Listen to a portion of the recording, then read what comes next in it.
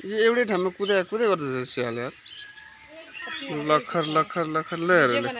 त्यसै भन्छन् त मान्छेले स्याल जस्तो लखर लखर कुद्नु हुँदैन भनेर त्यही भएर गाई स्याल जस्तो कुद्नु हुँदैन है घरै बस्नुपर्छ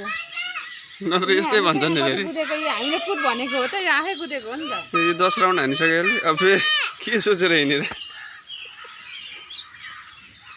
फेरि चाहिँ त्यहीँ पुगेर फर्किन्छ अरे लखर लखर लखर उखान बुढाबुढीले भनेको ठिकै त रहेछ नि स्याल जस्तो कुद्छन् भनेर भन्न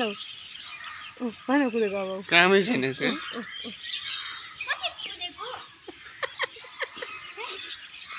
एक ठाउँ नबस्ने रहेछ बर्दा जस्तो रहेछ यो चाहिँ ठ्याक्कै कुदै गर्दो रहेछ एक ठाउँ नबस्ने क्या ऊ त फेरि बिस्टी जस्तो रहेछ नि त उहाँ सुतिरहेको छ मस्त ऊ त्यहाँ अर्को चाहिँ ऊ त्यहाँ चाहिँ यहाँ त कुदेको बिस्तारै हिँड्न पनि जान्दैन फेरि अलिक बिस्तारै हिँड्नु नि अलिक बिस्तारै हेर्न कस्तो भने अलिक बिस्तारै हिँड्न के कति कुदे